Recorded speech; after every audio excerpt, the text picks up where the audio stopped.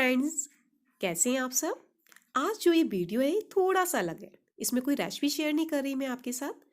इसमें मैं आपको बताऊंगी कि मेरे जो चैनल पे बहुत लॉन्ग टाइम से वीडियो शेयर नहीं हो पा रहे थे, न्यू रेसिपी शेयर नहीं हो पा रही थी, तो इसके क्या क्या रीज़न है, ये सभी मैं आपको आज शेयर करने वाली हूँ।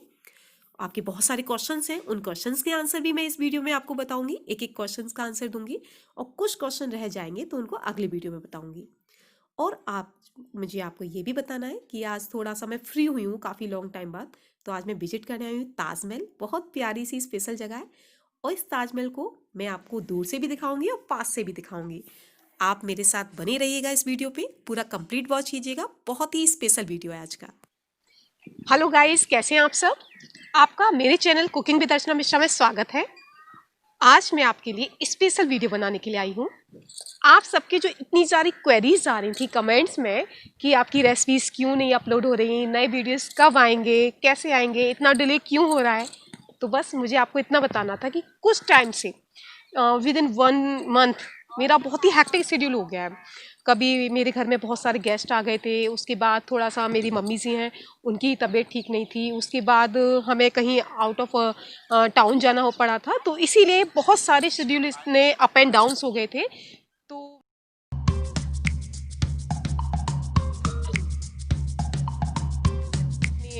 चैनल पे वीडियोस अपलोड नहीं कर पाई थी। लेकिन बस आपको इतना बताना है कि मुझे बहुत ज़्यादा अच्छा लगा कि आपने ये सब नोटिस किया कि मेरे वीडियोस अपलोड नहीं हो रहे, मेरे चैनल पे नई रेसिपीज अपलोड नहीं हो रही, और आप सब इन सब का चीज़ों का वेट करते हैं, तो मुझे बहुत अच्छा लगा। और इन्हीं बातों की वजह से मैं अब डेली कंटिन्यू आपको वीडियोस नए अपलोड करूँगी अपने चैनल पे, और नई नई रेसिपीज आपसे शेयर करूँगी। और आपको बस ये और कहना था कि जब मैं अपने चैनल के वीडियोस देखती हूँ तो उसमें कमेंट्स बहुत होते हैं, कमेंट्स में क्वेश्चंस बहुत होते हैं, तो इतने सारे क्वेश्चंस के answer by chance busy schedule की वजह से मैं नहीं दे पाऊँ। तो आप सब ऐसा नहीं सोचना कि मुझे पढ़े नहीं आती है। मैं एक एक कमेंट आपकी रीड करती हूँ, एक एक कमेंट मेरे लिए इंपॉर्टेंट है। आपको कोई भी क्वेरी हो आप उसमें पूछ सकते हैं, कोई भी क्वेश्चन आपका हो वो आप उसमें आस्क कर सकते हैं, बिकॉज मैं एक एक कमेंट को बहुत अच्छी तरह से पढ़ती हूँ। By chance busy schedule, hectic schedule की वजह से मैं आंसर नहीं दे पाती, तो आप ऐसा नहीं सोचिएगा कि मैंने आपका रीड नहीं किया।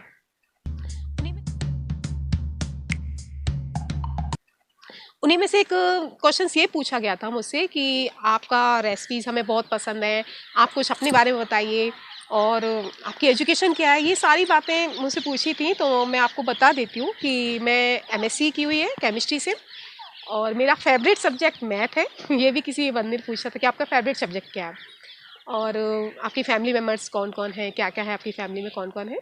तो मेरी छोटी सी फैमिली है। मेरे एक छोटे से दो प्यारे से बच्चे हैं, एक बेटा एक बेटी। बेटा नॉटी बहुत है बट पढ़ाई में बहुत इंटेलिजेंट है, और छोटी बेटी है जो बहुत ही प्यारी सी मासूम सी है। एक मेरे हस्बैंड है, सीधे साधे से फ्रेंड की तरह, और मेरी एक सासू माँ है, बिल्कुल सास की तरह कड़क पर प्यारी सी अच्छी सी। एंड एक मेरी मम्मी है जो बहुत अच्छी है, पापा हैं और सिस्टर हैं, और फैमिली मेम्बर्स में जो सिंपल सारे रिलेटिव्स होते हैं वो, एक मेरी बहुत प्यारी सी नंद है, सैता दी। नंद और भी हैं बट ये सबसे फेवरेट है मेरी। और मेरी सिस्टर हैं, हम 5 सिस्टर हैं। तो एक मुझसे छोटी सिस्टर है और बड़ी सिस्टर है, और एक उनसे छोटी जो डॉक्टर निशा, वो डॉक्टर है। तो उनका मैं इसलिए आपको बता रही हूँ कि उनके कहने से मैंने चैनल अपना ओपन किया था, बिकॉज मेरे हाथ का खाना खाया, उनके हबी भी डॉक्टर हैं, वो भी खाना मेरे हाथ का जब भी खाते हैं तो तारीफ बहुत करते हैं। उन्होंने मुझे बहुत ज़्यादा कहा कि आप अपना वीडियो चैनल बनाएं यूट्यूब पर, और अपने वीडियोस रेसिपी आप शेयर करें जिससे हम भी सीखें कुछ। तो 2-4 बार, 5-6 बार मैंने इग्नोर किया, बट उन्होंने जब मुझे काफ़ी बार मुझे कहा कि नहीं आपको चैनल बनाना है, आपको प्लीज़ हमें अपनी रेसिपी शेयर करनी है जिससे हम भी सीखें, तो बस मैंने उन्हीं के कहने से अपना चैनल ओपन किया था। और जब मैंने देखा इसका इतना अच्छा रेस्पॉन्स आ रहा है, आप सब इतनी ज़्यादा अच्छी अच्छी तारीफ के जो पॉइंट आप उस पर लिखते हैं, बहुत अच्छा लगता है, आपके कमेंट पढ़ के तो मन खुश हो जाता है। तो बस उन सबको मैं धन्यवाद कहना चाहूँगी, मेरी सिस्टर डॉक्टर निशा को और उनके हस्बैंड विनायक जी को, दोनों को मैं बहुत ज़्यादा धन्यवाद कहती हूँ कि आपने मेरा चैनल ओपन कराया और इतना अच्छा रिजल्ट मुझे मिल रहा है, बहुत अच्छा फीडबैक आ रहा है। काफ़ी अच्छा लगता है जब आपको मेरी रेसिपीज़ पसंद आती हैं और कमेंट में आप बताते हैं, तो बहुत अच्छा लगता है। और अब मुझे पूछा गया था कि आपके हस्बैंड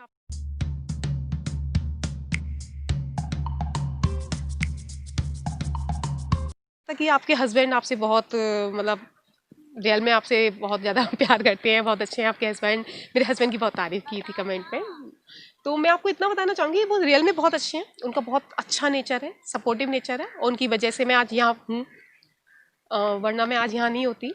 उनका बहुत बड़ा योगदान है, और सच में आज मैं जो भी यहाँ पर जो मैं यहाँ खड़ी हूँ उन्हीं की वजह से खड़ी हूँ, क्योंकि वही लेकर आए अपनी कार में। बाई चांस वो नहीं लाते तो फिर मुझे क्या करना होता, फिर मुझे ओला बुक करनी होती है ना, फिर मैं ओला से आती तो मजाक था, लेकिन बस जो भी हूँ उन्हीं की सपोर्ट की वजह से हूँ। तो बस यही कहना था। और नेक्स्ट क्वेश्चन था कि आपने खाना बनाना कहाँ से सीखा, कब से आप खाना बना रही हैं, ये सारी बातें।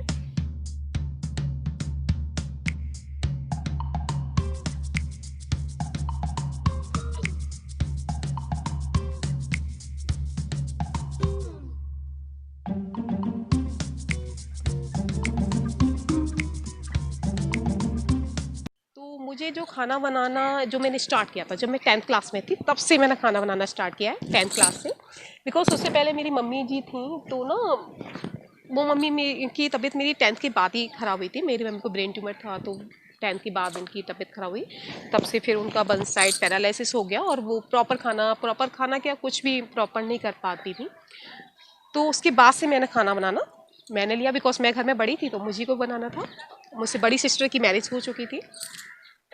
उससे पहले तो हमारी मम्मी बस ये कहती थी कि बस पढ़ाई पे फोकस करो, पढ़ो, बस आपको पढ़ना है, और मुझे डॉक्टर बनना था, ये मेरा सपना था। तो मम्मी बस पढ़ाई के लिए कहती थी पूरा प्रॉपर ध्यान पढ़ाई पर दीजिए। तो हम किचन में तो बिल्कुल हम जाते ही नहीं थे, हाथ में सब कुछ मिलता था, पानी ग्लास खाना सब कुछ हाथ में। और मेरी मम्मी बहुत टेस्टी खाना बनाती थी, बहुत ज़्यादा टेस्टी।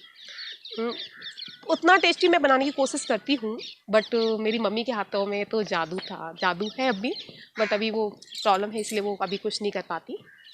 तबीयत सही नहीं रहती उनकी, वन साइड पैरालिसिस है, तो अभी तो ऐसी हालत है कि वो बेड से उठ भी नहीं पाती, और करवट भी अपने आप नहीं ले पाती। वो उनका सारा ध्यान मैं रखती हूँ, और वो मेरे पास ही रहती है। शादी से पहले भी मैं ध्यान रखती थी, और शादी के बाद भी मैं अपने पास ही ले आई।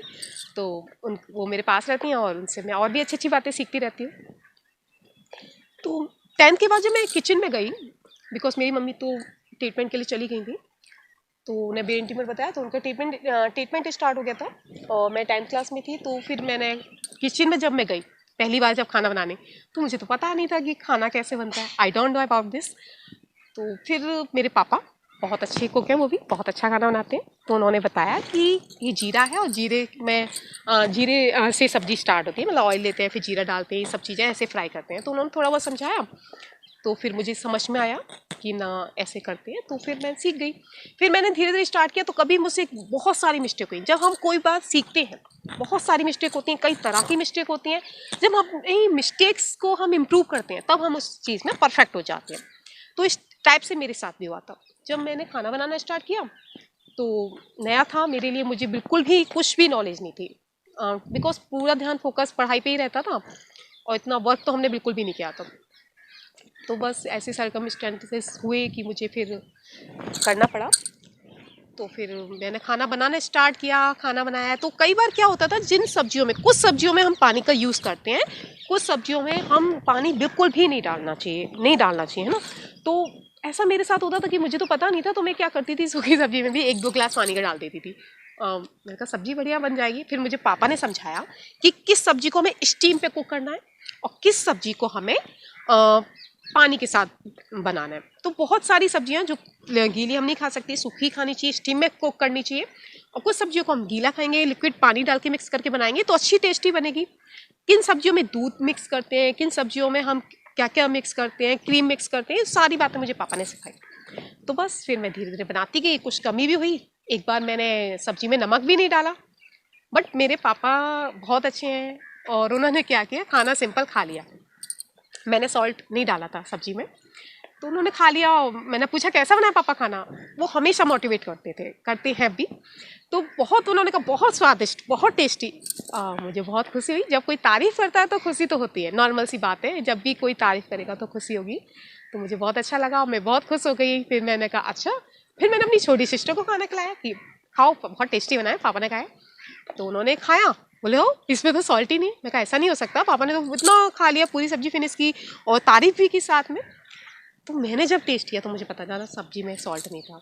मैंने कहा पापा बता तो देते, बट मेरे पापा हमेशा मेरा मोरल बढ़ाया, कभी भी मोरल डाउन नहीं किया।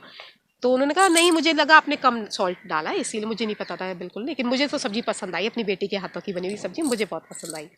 तो बस यही पेरेंट्स का प्यार होता है कि अपने बच्चों की जो भी बात है उन्हें सब कुछ अच्छा लगता है। फिर क्या हुआ, मैं जब खाना बनाना परफेक्ट सीख गई तो मेरे हस्बैंड, जो कि इन्होंने मेरे हाथ से बना हुआ खाना खाया, वो किसी रीजन से शादी से पहले हमारे घर आए थे, तो मैंने उन्हें खाना बनाकर खिलाया, तो उन्होंने देखा कि ये तो बहुत अच्छा खाना बनाती है, उन्हें मेरे हाथ का खाना बहुत टेस्टी लगा, पसंद आया। तो एक रीज़न ये भी है उनसे मैरिज का कि उन्हें मेरे हाथ का खाना पसंद आया, तो उन्होंने मुझे पसंद किया। अब उसके बाद मेरी मैरिज हो गई तो फिर मैं खाना बनाती थी, तो पर सिंपल खाना नहीं खाते थे मेरे हस्बैंड खाते हैं बिल्कुल प्लेट सजी होनी चाहिए, और बाई चांस कोई भी मिस्टेक हो खाने में, अगर कुछ भी छोटी सी भी मिस्टेक, तो वो ऑब्जर्व करते हैं, मुझे तुरंत बताते हैं, क्योंकि ना हमें जब तक अपनी मिस्टेक्स नहीं पता चलेंगी तो हम इम्प्रूव नहीं करेंगे और परफेक्ट नहीं हो पाएंगे उसमें। तो बस ये मेरे हस्बैंड का योगदान है, सपोर्ट है कि वो मुझे हर छोटी से छोटी कमी भी बताते हैं, इम्प्रूव करती हूँ, जिससे मैं परफेक्ट रहूँ उस काम में। और उनका नेचर है कि प्लेट सजी हुई होनी चाहिए, सुंदर सी प्लेट, दिखने में अगर खाना सुंदर लगता है तो खाने में भी अच्छा लगेगा। तो उनकी वजह से मैं खाने को डेकोरेट करना सीखी कि हमें खाने को कितना बढ़िया तरह से हमें गार्निश वगैरह करके देना चाहिए। और जब भी ना वो खाना खाते हैं तो सिंपल एक सब्जी नहीं, 2-3 सब्जियां होनी चाहिए, दाल चावल होना चाहिए, मतलब परफेक्ट डाइट होनी चाहिए और वैरायटी होनी चाहिए खाने में। तो उनकी वजह से मैं डेली वैरायटी बनाती हूँ, खिलाती हूँ। तो बस इस तरह से मैं परफेक्ट हो गई। और सच में मेरे हस्बैंड का बहुत बड़ा योगदान है, बहुत ज़्यादा बड़ा योगदान है मेरे इस पूरी लाइफ में, जो भी मैं करती हूँ सभी चीज़ों में। सुबह उठती हूँ, मतलब उठती क्या, मैं अपने हस्बैंड की बताती हूँ आपको कि जब सुबह होती है तो सुबह क्या करते हैं, वो एक अदरक की इलायचीदार प्यारी सी टेस्टी चाय बनाने के लिए मुझे उठाते हैं, तो मैं बनाती हूँ, उन्हीं की वजह से बनाती हूँ, उन्होंने मुझे उठाया इसीलिए। फिर मैं बनाती हूँ, टेस्टी सी चाय मैं देती हूँ उन्हें। उसके बाद फिर वो ऑफिस के लिए तैयार होते हैं, ऑफिस जाते हैं, मेरे हाथ के धुले हुए कपड़े पहनते हैं, प्रेस करे हुए पहनते हैं, फिर मेरी तारीफ करते हैं। जो मैं इलायचीदार टेस्टी सी चाय बनाई सुबह मॉर्निंग में, उसकी भी तारीफ करते हैं। उसके बाद फिर मेरे कपड़े हाथ के धुले हुए प्रेस करे हुए चमचमाते से कपड़े पहनते हैं, उसकी भी फिर तारीफ करते हैं अकेले खुद। उसके बाद ऑफिस चले जाते हैं, फिर वहाँ से आते हैं लंच के लिए और मेरे हाथ का टेस्टी सा खाना खाते हैं। सिंपल खाना नहीं खाते, सिंपल खाना वो खा सकते हैं, वो तो एक सिंपल सब्जी से भी खाना खा सकते हैं, लेकिन जो कहते हैं ना प्लेट सजा के वैरायटी ऑफ जो उसमें होना चाहिए, वो क्यों खाते हैं, वो मेरी वजह से खाते हैं, कहीं मैं गलती से खाना बनाना ना भूल जाऊँ, मेरी प्रैक्टिस ना छूट जाए, तो इसीलिए मजबूरी में मेरी वजह से वो इतना टेस्टी टेस्टी खाना खाते हैं कि जिससे मैं डेली बनाऊँ और मेरी प्रैक्टिस रहे और मैं कुछ भी भूलूँ ना। और फिर एक एक चीज़ की फिर दोबारा से तारीफ़ करते हैं, अच्छा लगता है, कितना सारा काम करते हैं वो, बहुत अच्छे हैं। उसके बाद फिर हमारा शाम का टाइम होता है, शाम को टेस्टी सी अच्छी सी कॉफ़ी हम जो मैं बनाती हूँ, उसके साथ थोड़ा सा नाश्ता भी बनाती हूँ, तो उसको भी वो पीते हैं और उस कॉफ़ी की भी तारीफ़ करते हैं और उस नाश्ते की भी तारीफ़ करते हैं। और इसके बाद फिर हमारा डिनर का टाइम होता है, डिनर में भी वही सिंपल कुछ नया वैरायटी, कभी फास्ट फूड बना लेते हैं या कुछ सिंपल खाना तो बनता ही है। डिनर वो लाइट लेते हैं बिकॉज आजकल डाइटिंग पे भी है और वैसे भी, तो उसमें कुछ या तो हम हल्का फुल्का इडली सांभर बना ली या फिर कुछ सिंपल डोसा बनाया या फिर दाल चावल उनके फेवरेट हैं, छोले चावल फेवरेट है, राजमा चावल फेवरेट है, तो इस टाइप का, और कुछ सिंपल थोड़ी सी सब्जी और एक ओनली चपाती, तो इस टाइप का खाना खाते हैं। लेकिन फिर बाद में इसकी भी तारीफ़ करते हैं। और फिर क्या होता है, हाँ इससे पहले नून वाली बात, कि जब मेरे यहाँ मेड आती है तो वो ये भी मुझे बताते हैं कि मुझे मेड से क्या क्या काम रह गया है, क्या क्या और कराना है, इस बात में भी मेरी पूरी हेल्प करते हैं। उसके बाद फिर को जो डिनर हो जाता है, तो उसके बाद जब मेरा बहुत सारा काम, डिनर के बाद बहुत सारा वर्क होता है तो मुझे करना होता है, बिजी हेक्टिक शेड्यूल होता है, लेकिन मेरे हस्बैंड क्या करते हैं कि मुझे अपने साथ वॉक पे ले जाते हैं, बिकॉज उस बिजी शेड्यूल में मैं वॉक तो कर ही नहीं सकती, बिकॉज मैं खुद तो नहीं जाऊँगी। बट वो मुझे जबरदस्ती जिद करके ले भी जाते हैं, डेली प्रॉपर मुझे वॉक कराते हैं, जिससे मैं फिट रहती हूँ। काफ़ी कमेंट्स इसके लिए भी आए कि आप इतना फिट और एनर्जेटिक कैसे रहती हैं, तो इसमें भी मेरे हस्बैंड का योगदान है, क्योंकि वो अकेले वॉक कभी नहीं करते, वो मेरे साथ ही वॉक करते हैं। इवनिंग वॉक हमारी साथ होती है खाने के बाद, जो हम नाइट में करते हैं।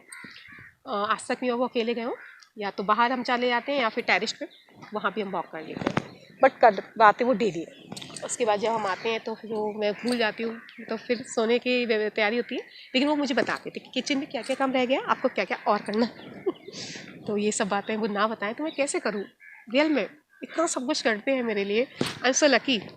बहुत सारी बातें होती है ना, हम नहीं अगर बताएंगे तो हम तो भूल जाएंगे।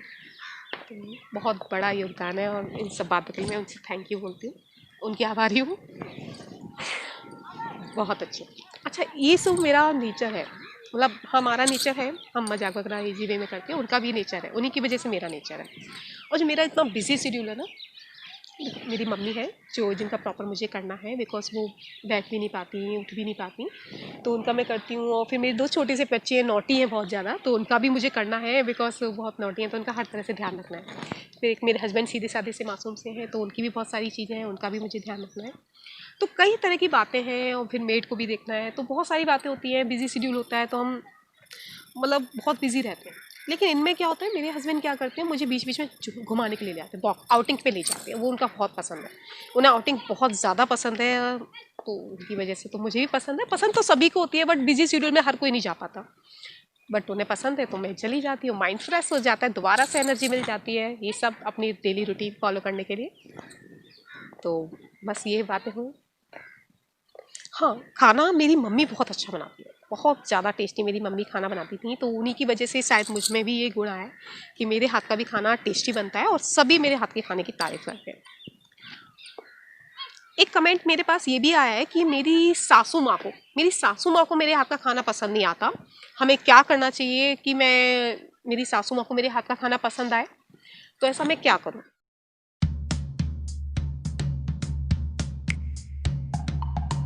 ना बताना चाहूँगी कि जो बड़े बुजुर्ग लोग होते हैं ना, सासू माँ होती हैं, ससुर जी होते हैं, और हमारे घर के पापा होते हैं, मम्मी होते हैं, तो जो बुजुर्ग लोग होते हैं ना, इनके लिए हमें बहुत सारी बातों का ध्यान रखना चाहिए।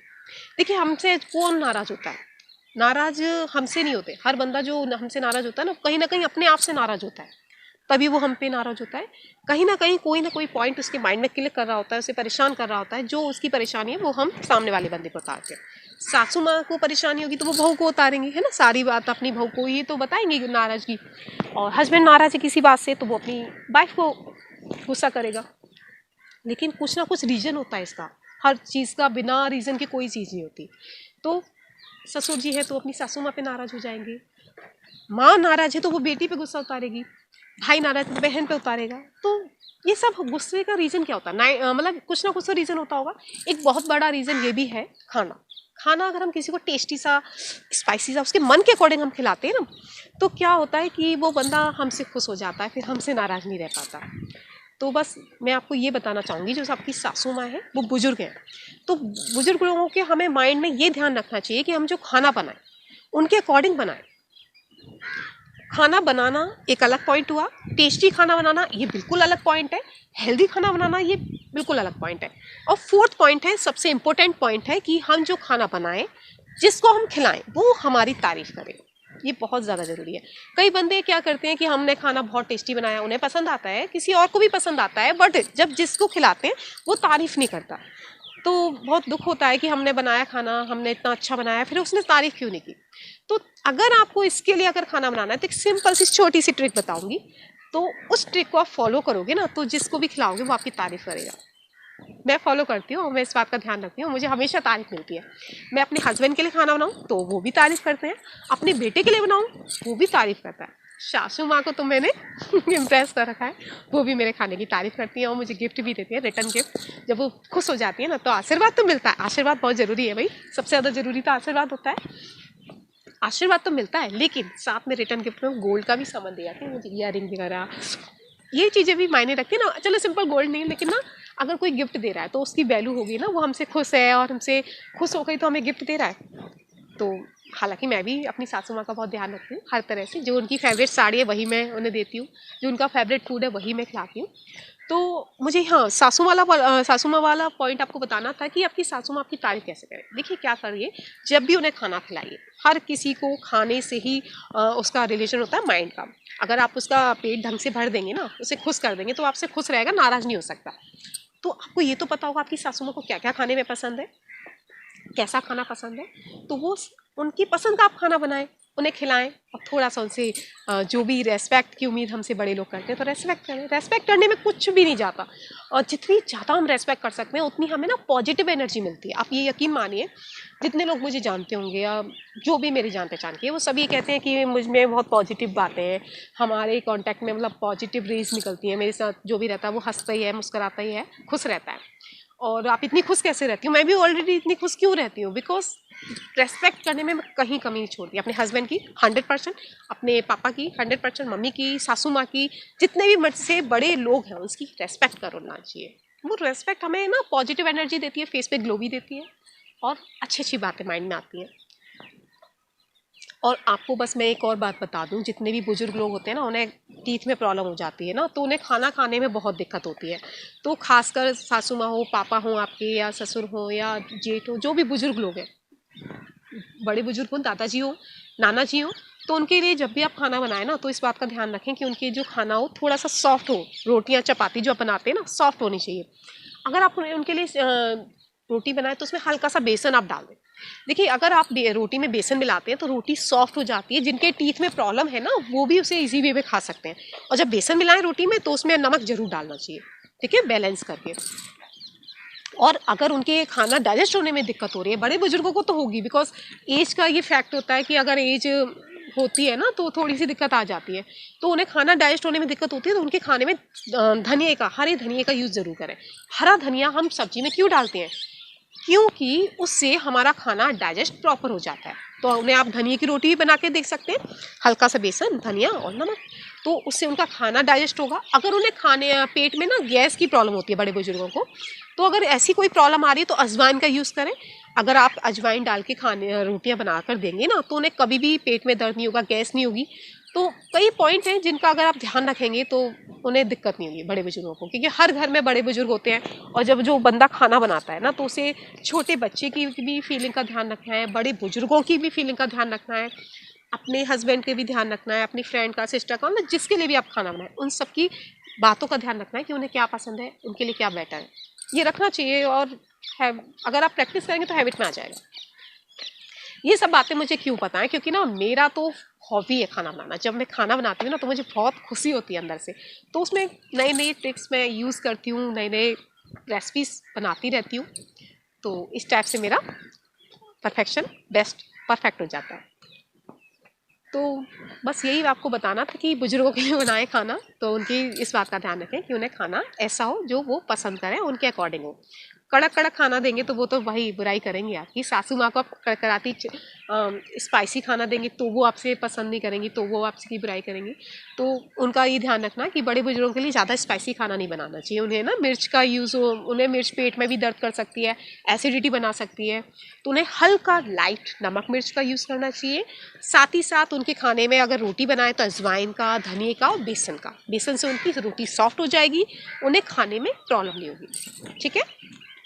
अच्छा, अब ये तो हुई बुजुर्गों की बात कि हम बुजुर्गों को इस टाइप से खाना बना कर देंगे तो हमारी तारीफ करेंगे और खुश रहेंगे हमसे, और हमें अपना आशीर्वाद भी देंगे, क्योंकि बड़े बुजुर्गों का आशीर्वाद बहुत ज़रूरी होता है। उनके लिए तो ये सब करना जरूर करना, सभी करना। और अब है घर के छोटे छोटे बच्चे, उनको हम कैसे इंप्रेस करें, कैसे खुश रखें, कैसे वो हमारे खाने की तारीफ करें और बढ़िया तरह से डेली अच्छा अच्छा खाना खाएं और साथ में हमें तारीफ भी करके दें। तो उनके लिए आपको ये ध्यान रखना है कि उनकी पसंद को ध्यान में रखते हुए बनाना है। जैसे मैं अपने बेटे के लिए खाना बनाती हूँ ना, तो उसे चीज़ वगैरह पसंद है, तो पिज़्ज़ा पसंद है, बट पिज़्ज़ा तो हमें इतना हेल्दी नहीं होता ना, तो उसके लिए मैं पिज़्ज़ा पराठा बनाया। पिज़्ज़ा पराठा में चीज़ वगैरह डाली, लेकिन उसके साथ ही साथ सारी वेजिटेबल का यूज़ किया। अब मेरा बेटा उसमें एक भी वेजिटेबल छोड़ता नहीं, सारी वेजिटेबल बारीक चॉप करो। बारीक काटेंगे तो बच्चे को नहीं पता चलता, बड़ी बड़ी वेजिटेबल्स ही बारीक। और चीज़ी पराठा उसे पसंद है तो चीज़ी पराठा बना देती हूँ। उसे पिज़्ज़ा का टेस्ट रहता है, पिज़्ज़ा की जो सीजनिंग वगैरह होती है ना, चिली फ्लेक्स होती है, वो उसमें डालें आप, उसका टेस्ट बनाएं, वो हेल्दी भी हो गया। इसी टाइप से उसे कड़क कड़क पराठे पसंद है, मतलब जो ना बहुत सॉफ्ट ना हो, थोड़े से करारी से हो। इसी टाइप से उसे रोटी और भी करारी सी पसंद है, बढ़िया सी। तो उसके अकॉर्डिंग मैं खाना बनाती हूँ। पूरी हो, कचौरी हो तो करारी करारी खाता है, कभी भी सॉफ्ट चीज़ें वो पसंद नहीं करता। तो मैं उसके अकॉर्डिंग बनाती हूँ और वो मुझसे बोलता है mummy you are the best, बहुत अच्छा खाना बनाती हूँ, आप जैसा खाना मेरी फ्रेंड की कोई मम्मी नहीं बनाती। तो बस इतना ही काफ़ी होता है ना, इतना बहुत अच्छा लगता है ना जब कोई हमारे खाने की तारीफ़ करे, तो बहुत अच्छी फीलिंग आती है। और जब मेरे हस्बैंड खाना खाते हैं तो उनके लिए बस मुझे क्या करना होता है, सिंपल सी प्लेट को सजाना होता है, 3-4 वैरायटी होनी चाहिए, तो वो खुश हो जाते हैं। फिर जो उनसे कराओ, जैसा कहो वैसा करते हैं। और कुछ भी अपने मन की कोई भी ख्वाहिश होती है कह देती हूँ, कभी मुझे आज तक मना नहीं किया। बस उनका इस बात का ध्यान रखती कि वो परफेक्ट जैसा वो चाहते हैं वैसा मैं खाना बनाऊँ। सासू माँ का भी मैं इसी टाइप से ध्यान रखती हूँ। और मेरी मम्मी जिनकी तबीयत ठीक नहीं रहती, तो उनके लिए दलिया, खिचड़ी ये प्रॉपर डाइट में होनी चाहिए, बिकॉज उनके टीथ में तो प्रॉब्लम है ही, साथ ही वो चल फिर नहीं पाते। जो बंदे चल नहीं पा रहे, बिल्कुल बेड पे हैं, इवन खुद वो बैठ भी नहीं पाती है ना, तो उनके लिए इस बात का ध्यान रखना है कि उनके खाना ज़्यादा ऑयली नहीं होना चाहिए, स्पाइसी नहीं होना चाहिए, और कड़ा कराता तो खा ही नहीं सकते। साथ ही साथ दलिया दलिया बहुत पौष्टिक होता है बुजुर्गों के लिए, तो वो डेली डाइट में होना चाहिए। तो इस बात का भी आप ध्यान रखना। और मेरी छोटी सी बेटी है, प्यारी सी क्यूट सी, तो उसको क्या आलू का पराठा बहुत पसंद है, तो मैं उसके लिए आलू का पराठा बनाती हूँ, उसमें वेजिटेबल्स मिक्स कर देती हूँ, तो वो भी इजी वे में खाती है। छोटी सी है बट तारीफ वो भी बहुत करती है मेरी, हमेशा। ये हो गया पॉइंट। अगला क्वेश्चन मुझसे पूछा गया था कि आप इतना फिट कैसे रह लेती हैं, आप हमें फिट रहने के लिए बताइए। तो फिट रहने के लिए तो यही होता है कि मेरा बहुत बिजी शेड्यूल है।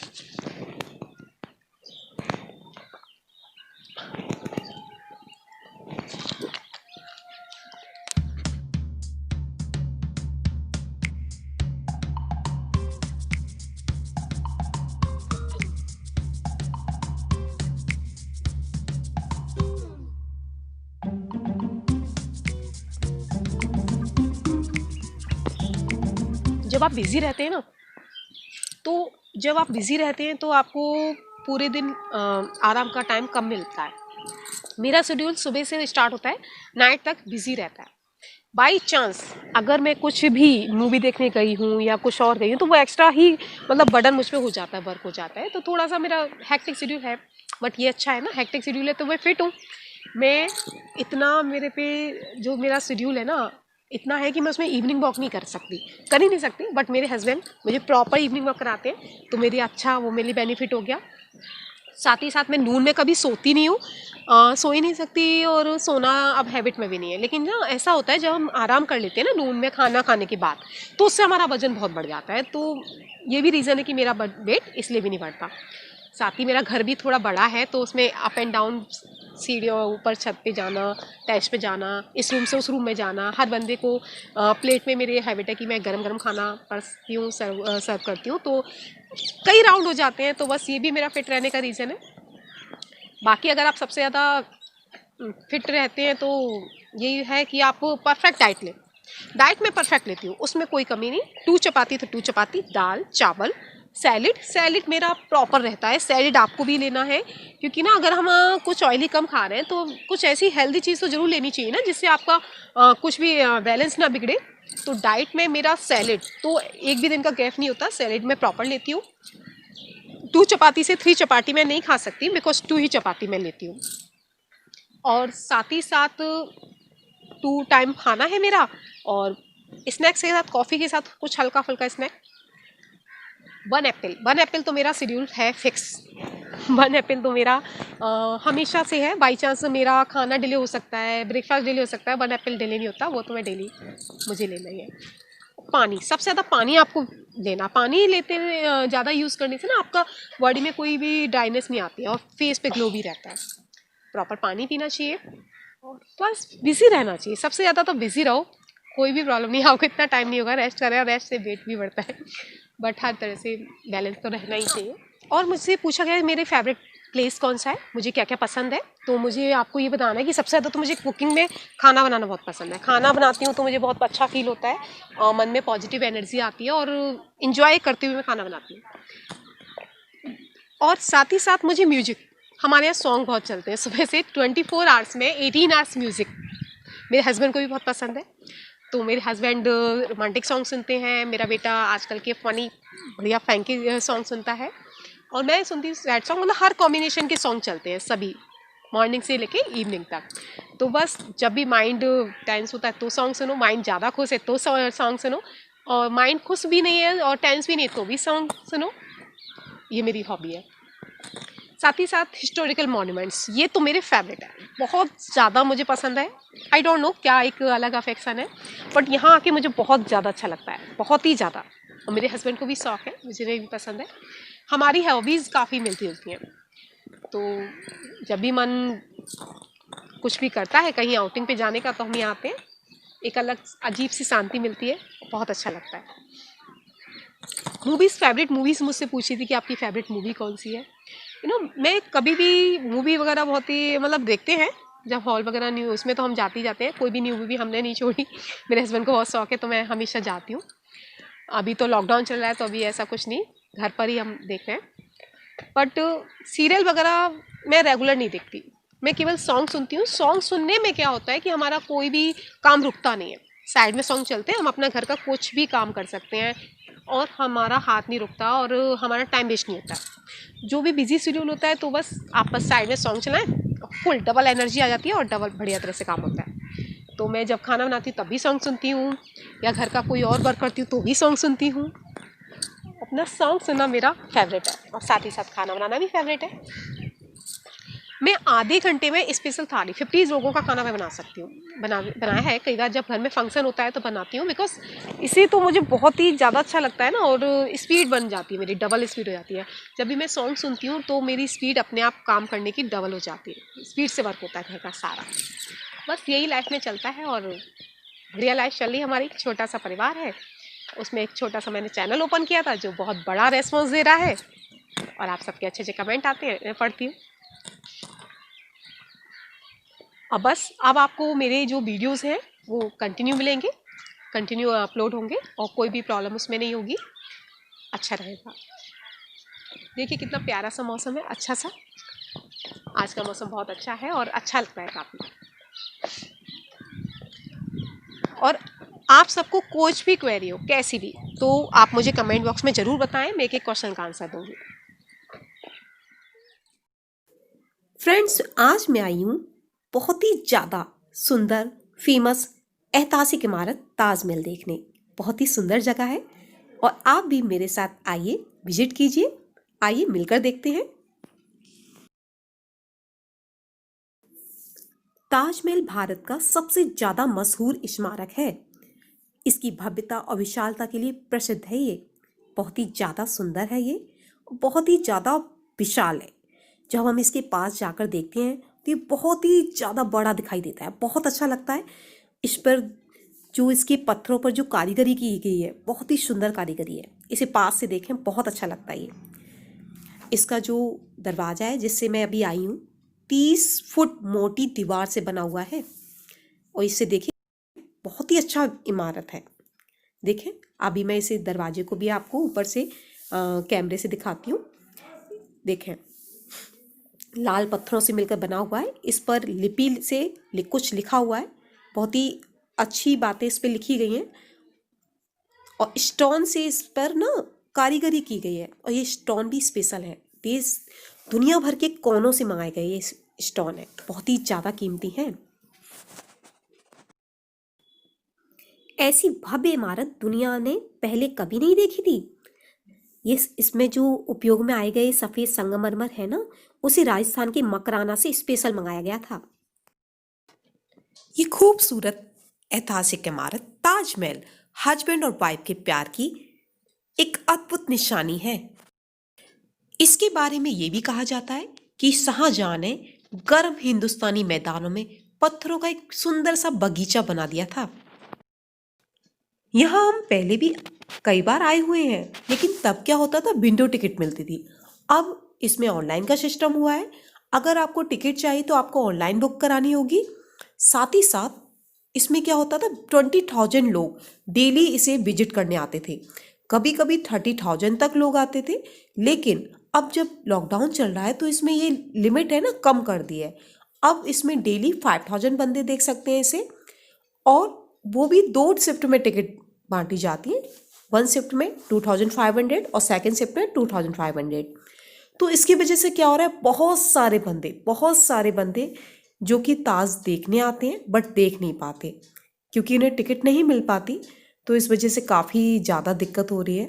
कई लोग बिना देखे ही ताज को चले जाते हैं। तो जो भी लोग न्यू ईयर्स पे भी अगर प्लान कर रहे हैं ताजमहल को देखने का, तो पहले ही ऑनलाइन टिकट बुक कराएं।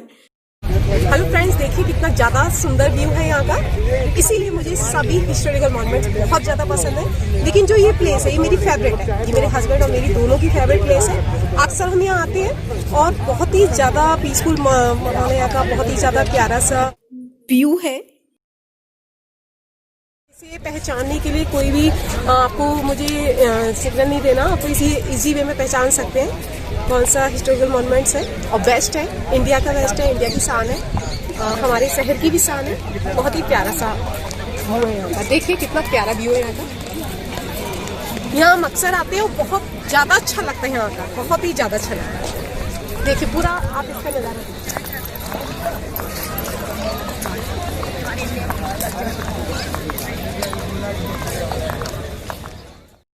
ताजमहल की सबसे ज़्यादा खास बात इसका पत्थर और इसकी ऊंचाई है, जो कि इसकी चौड़ाई और गहराई के बराबर है। लगभग 240 फुट ऊंचा है ये। ताजमहल दुनिया के 7 अजूबों में से एक है। इसका 4th नंबर पे नाम आता है।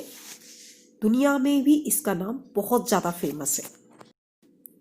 ये शानदार ऐतिहासिक इमारत 400 साल पहले 1632 में बनाना स्टार्ट हुआ और 22 साल बाद बनकर ये तैयार हुई 1653 में। इसके निर्माण में 20,000 कारीगर और मजदूरों ने काम किया था। वास्तुकला का सबसे ज्यादा शानदार नमूना इसके अलावा दूसरा और कोई हो ही नहीं सकता। दावे के साथ नहीं कहा जा सकता कि ताजमहल को किसने डिजाइन किया था, लेकिन ये कहा जाता है कि 37 लोगों ने ये नक्शा तैयार किया था। ये 37 वास्तुकार दुनिया के दूर दूर के कोनों से बुलाए गए थे। मुख्य वास्तुकार अहमद लाहौरी को माना जाता है, जबकि कुछ इतिहासकार शाहजहां को स्वयं मुख्य वास्तुकार मानते हैं। कहते हैं ताजमहल की डिजाइन बादशाह ने खुद तैयार की थी। ताजमहल की नींव बनाते समय ताजमहल के चारों तरफ से बहुत सारे कुएं खोदे गए थे।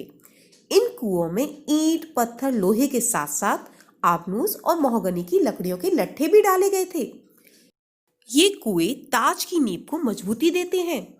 आबनूस और महोगनी की लकड़ियों की एक खासियत होती है कि इनको जितनी नमी मिलती रहेगी ये उतनी ही फौलादी और मजबूत बनेगी, और इनको ये नमी यमुना नदी के पानी से मिलती रहती है, इसीलिए आज भी इनकी मजबूती बरकरार है। शाहजहां की जो वाइफ थी मुमताज महल, उनका असली नाम अर्जुमंद बानो बेगम था। उनकी जब डेथ हुई तो 1631 में उनकी जब डेथ हुई तो बुरहानपुर में हुई थी, बुरहानपुर मध्य प्रदेश में, तो उन्हें वहीं दफना दिया गया था। ताजमहल को बनने में तो काफी टाइम लगा था, जब तक उनके शव को एक विशेष प्रकार का लेप लगाकर अस्थायी कब्र में सुरक्षित रखा गया था। फिर 22 साल बाद उन्हें ताजमहल के मुख्य गुंबद के नीचे दफनाया गया था। ये नदी दिखाई दे रही है आपको, इसके उस साइड मेहताब बाग है। बहुत ही प्यारी जगह है, सुंदर जगह है। वहीं पे मैंने क्वेने वाला जो वीडियो था वहीं शूट किया है। बहुत ही अच्छी जगह है, वहां से ताज का नज़ारा बहुत प्यारा दिखाई देता है। मेहताब बाग से ताजमहल कुछ इस तरह से दिखाई देता है, बहुत प्यारा सा लगता है, सुंदर लगता है। देखिए, और उसके गार्डन से इस टाइप से दिखाई देता है। इसके बारे में एक कहानी और भी है कि जो शाहजहां थे वो यमुना नदी के उस पार एक काला ताजमहल बनवाना चाहते थे, तो उसके हालांकि साक्ष्य नहीं मिले, तो इसीलिए कहा जाता है कि ये केवल कहानी है।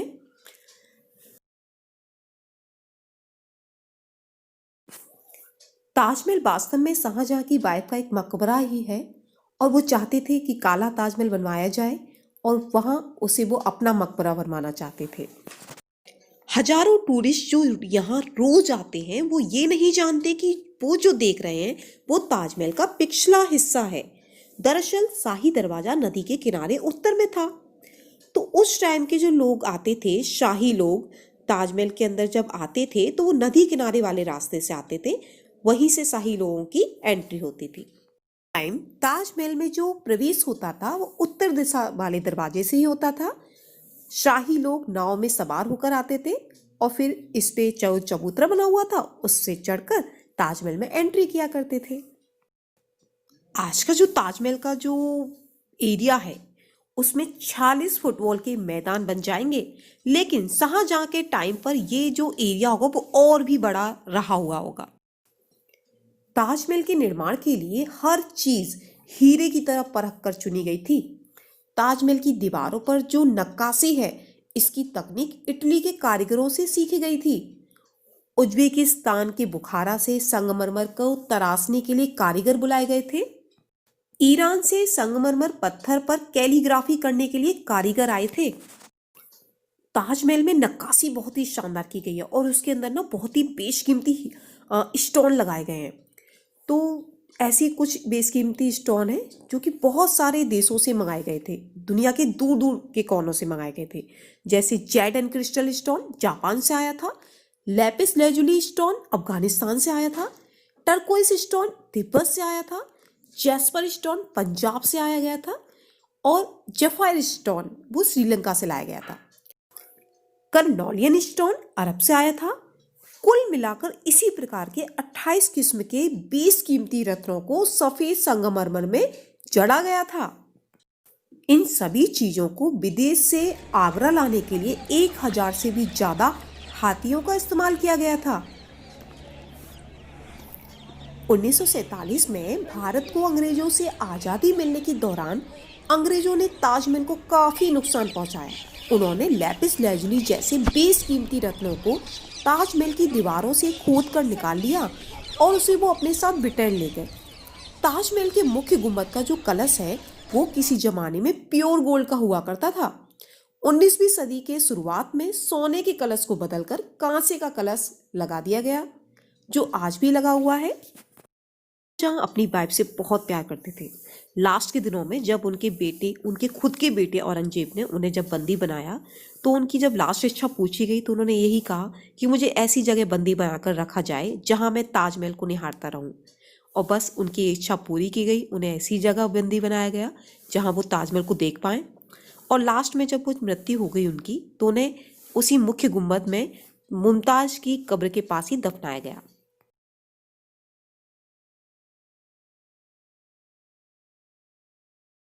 तभी तो इसे हस्बैंड और वाइफ के प्यार के लिए बहुत ही ज़्यादा एक मिसाल माना जाता है। माना जाता है कि एक हस्बैंड अपनी वाइफ को कितना प्यार कर सकता है, ये उसकी जीती जागती मिसाल है। जाता है कि 1631 में इसकी लागत 3.2 करोड़ के बराबर आई थी, जो कि आज के टाइम में देखा जाए तो 70 बिलियन रुपीस के बराबर है। साथ ही साथ ये भी कहा जाता है और ऐसा देखा भी गया है कि जो ताजमहल है ये अपने दिन भर में कई रंग बदलता है। जैसे सुबह सुबह के टाइम इसका रंग गुलाबी हो जाता है, दोपहर में इसका कलर सफ़ेद हो जाता है और रात में सुनहरा, और चांदनी रात में इसका जो कलर है बहुत ही सुंदर हो जाता है, बिल्कुल गोल्डन और बहुत ही प्यारा लगता है। तो चांदनी रात में कुछ लोग स्पेशल इसको ही देखने के लिए आते हैं और बहुत ही प्यारा नज़ारा होता है इसका। तो और ये भी है कि जो सबसे ऊंची मीनार है, ऊंची इमारत है, उसका नाम है कुतुब मीनार और उसकी हाइट है 72.5 मीटर, जबकि ताजमहल की हाइट है 73 मीटर। तो ये काफ़ी ऊंचा है। ऊंचा जो हम सबसे ऊंची इमारत है कुतुब मीनार, उससे भी ऊंचा है। हस्बैंड और वाइफ के प्यार की निशानी है ये ताजमहल। तो मैंने आज अपने हस्बैंड के साथ कुछ पिक्स क्लिक किए हैं, देखिए कैसे हैं। अब यहीं पर मेरा ये ब्लॉग कंप्लीट होता है। अब मैं काफ़ी घूम ली, अब बस प्रॉपर मैं आपको न्यू रेसिपी शेयर करूँगी अपने चैनल पे और आपको रेगुलर आपको न्यू रेसिपी मिलेंगे, ठीक है। और अगर आपको ये वीडियो थोड़ा भी पसंद आए तो इसे लाइक करें और अगर आप न्यू हैं तो इस चैनल को सब्सक्राइब करना ना भूलें। साथ ही साथ सब्सक्राइब करने के बाद बगल में जो बेल आइकन वाला बटन है उसे भी ऑल पर सेट कर दें, जिससे मेरे चैनल के हर एक लेटेस्ट वीडियो का जो नोटिफिकेशन है वो आपको टाइम टू टाइम मिलता रहेगा। ओके, मिलते हैं नेक्स्ट वीडियो में।